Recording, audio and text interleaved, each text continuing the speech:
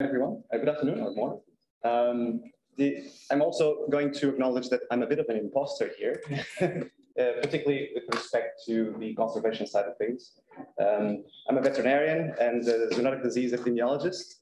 I lead a group at the UQ that looks at mapping zoonoses and particularly understanding the relationships between livestock densities and husbandry systems and how they relate to the transmission to human beings and populations that are associated with those sorts of farming activities. You've seen from all of these discussions so far that transmission pathways for zoonotic pathogens are quite complex. They involve a multitude of different hosts, and some of which are not really well fully developed and understood. So I'm going to dwell on that a little bit further. Because I'm an epidemiologist, I like to really understand the population developmental factions of, how the likelihood of these diseases really coming up from different types of hosts and how that is impacting on health and particularly the nuanced sort of effects on one of these hosts. But conservation epidemiology is a concept that has been initially introduced in the context of rabies a few years back, but has sort of diluted itself over time. It's a science that tries to bring together conservational imperatives of species protection and habitat protection with epidemiological concepts of disease impact. So I'm not just going to talk about the transmission pathways and how complex they are and how nuanced they are and our inability to really measure those interspecies zoonotic risks accurately, but also look at the very big gap in knowledge we have of what the impact of zoonotic diseases are in terms of species that require conservation. So I'm going to look at these two dimensions of the problem, and I think then, Chris, you're going to dwell a little bit on that, I think, in your talk later on, right? So the first attempt to map these infections across the globe, I've put here Jones's map in 2008. This has been really the first time that globally we've been able to gather a picture of how widespread and impactful these diseases, particularly the panel A, the zoonotic pathogens of wildlife, are. A very striking feature there, it's the fact that it's quite similar to the map D, which are the vector-borne pathogens. So, and there's important epidemiological links between these two maps, particularly because vectors, they feed on these wildlife species that maintain the infection. So indeed, zoonotic diseases in wildlife without wildlife are not really zoonotic diseases. They play a very important role in transmission pathways. As it says there, the maintenance flows have a number of really impactful ones, and they are indeed reservoirs to not only human beings, but also for livestock species that they become, so as I mentioned in one of the comments this morning, sort of the bridge between wildlife reservoirs and human beings. The complexity is even further augmented by the fact that they inhabit in very fragmented sort of landscapes. So while those maps initially in 2008 were really interesting to understand how widespread they are, locally they don't really provide a very good understanding of the transmission patterns between the different hosts at the local level. So there's another type of dilution, a dilution not between biodiversity and disease emergence, but really a regression dilution, our inability to detect effects when the ecology is looking at a much larger scale of conditions. So an example of these important wildlife reservoirs are the bat-borne viral emerging zoonoses. And this is just a list that outlines that all of these conditions, with the exception of one or two, require a livestock link so that emergence occurs in human beings. So the picture always needs to have some sort of link so that we can make sense of the transmission processes. The example of Nipah is a very good one, and obviously some of the Coronavirida family that we have there on that map. There's still obviously some discussion around the SARS-CoV-2, which was that link, but everything seems to indicate perhaps pangolins as an important species. But again, just to point the note there that they do not transmit directly. They need some sort of support, either from the host level, so that the pathogen can change its makeup to make itself available to the human population. Now, traditionally, how we measure these effects? Well, we bring together the human ecology triangle, which demographers like to focus on, with the epidemiological triangle that looks at the host, pathogen, and environment interactions. And we build models. And some of the speakers this morning have already alluded to this approach. This is a way of looking at the problem. It's even more powerful because it can integrate individual level information from the human ecology side with more environmental conditions that are associated with the populations that see that have the burden of these infections. So it is a traditional approach that looks at the measurement of these effects, which has some caveats. I'm going to go through them in a little while.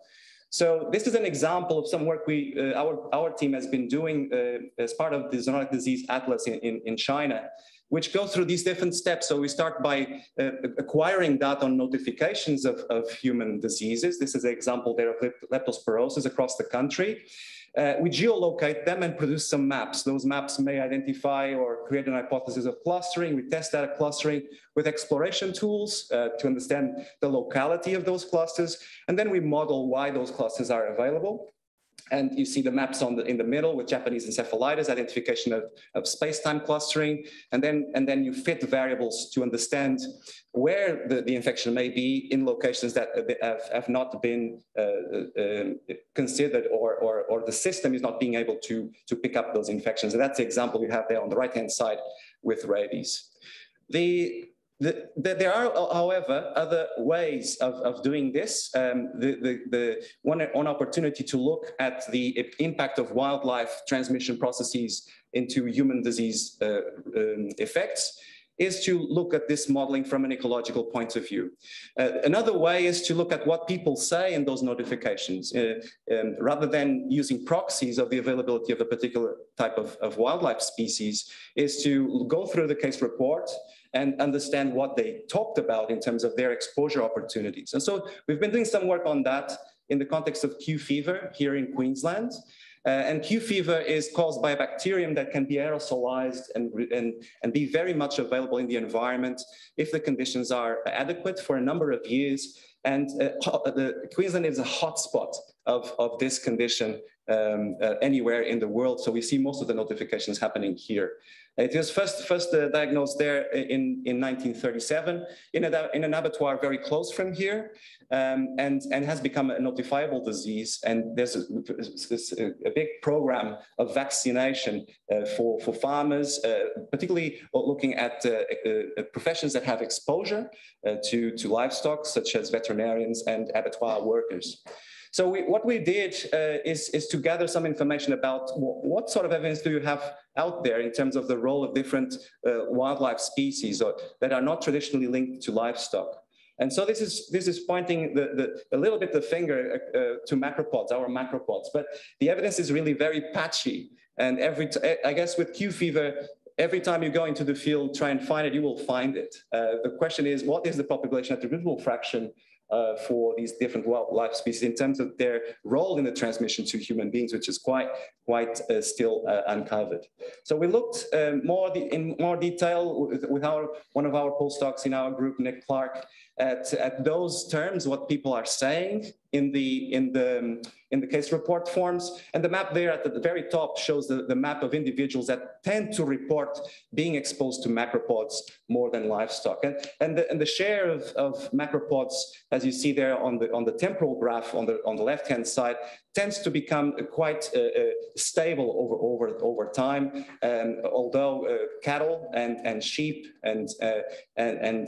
seem to be the ones that people tend to speak more about. But again, this is a way of us measuring what may be the potential exposure of these individuals. Now, in conservation epidemiology, we're concerned about bringing these two things together. We have very poor understanding of the impact of zoonosis on wildlife species and how can that interfere with conservation imperatives. And so I'm going to provide perhaps a dangerous idea of trying to understand a little bit better that part of the scope. How much impact can these infections do on that maintenance host? So in a way to better understand what may happen in terms of transmission processes to livestock and human beings. And so that's where the term conservation epidemiology came about. And this is a little bit of a tentative definition, well, the application of clinical epidemiological principles to generate evidence base for the pathogenesis, prognosis, and conservation impacts of zoonotic diseases in wildlife species. So what we want to do here is really understand a little bit more fully, which we do already quite well, the impact from livestock to human beings. And that is really bringing to the fore the health human impact. We have a little bit of understanding what wildlife impact transmission processes are to livestock and what the resulting livestock impact may be, but to a lesser extent. And we have very poor knowledge there on the wildlife impact of zoonosis and how it can debilitate our ability to conserve those species. So I'm going to give you an example of something that we try to do with Echinococcus, where it's a tapeworm that lives in the guts of carnivores. It's shed embryonidated eggs into the environment. That's I'm very late. And then it passes on to livestock species, which in turn, through a predator-prey relationship, end up in the cycle, and human beings can pick that up at somewhere in the middle. There's a domestic cycle and the sylvatic cycle in Australia, which is quite interesting, but they're intertwined between dingoes and domesticated dogs, sheep, and macropods for this parasite. So what we wanted to do in this study is to understand these relationships between wild dogs and their prevalence of infection for Echinococcus, and how those communities linked to the presence of these infected wild dogs could be at risk. Traditionally, we fit these multivariable models with a bunch of factors, which then allow us to predict the risk across the landscape, with some caveats, obviously, around the effects of these environmental conditions to the presence of the disease in wildlife species.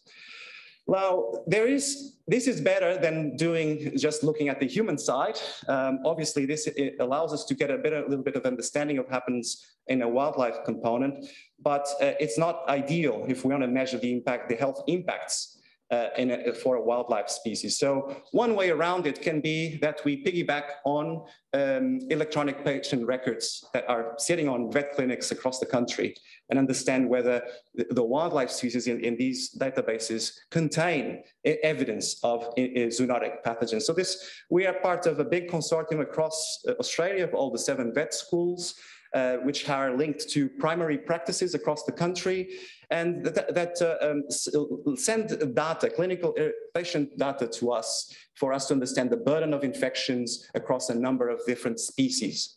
This sort of big data approach allows us for this evidence-based medicine, and looking at diagnostic algorithms and the impact on prognosis of many of the diseases. So this is just a snapshot of what is available in that database. No one to this date has been able to have the guts to go in and analyze these data. But as you see, the treasure trove across Australia, we have, for a period of the last 10 years, about 325,000 wildlife species in their patients, right? We're not sure how many of those patients have evidence of a diagnostic of a zoonotic infection. But again, this is another way of looking at the problem, rather than doing surveys or linking with information from notifications. This provides a better level of evidence of the health impact of zoonotic infections on wildlife. And really harnessing the power of these electronic patient records can give us a little bit of a better understanding of zoonosis on these wildlife species. This is what I had to say. Sorry that I went over time. Thank you.